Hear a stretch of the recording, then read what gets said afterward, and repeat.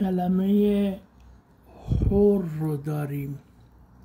سر ه یه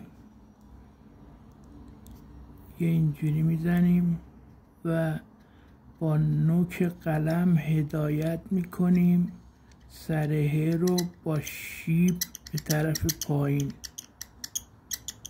3 نقطه باید بشه.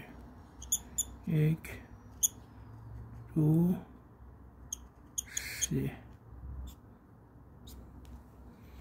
حرکت برعکس که داخل دل ه هستش، اول میایم افقی و قبل از اینکه به سر ه برسه قطع میکنیم.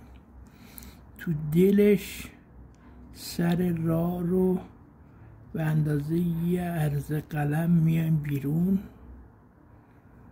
و اینجا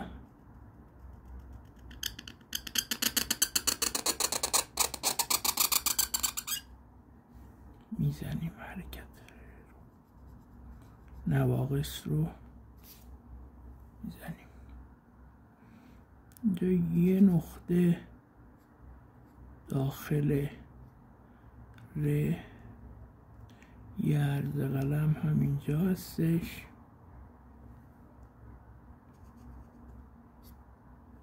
یه نقطه و یه عرض قلم هم اینجا هستش. موفق باشید.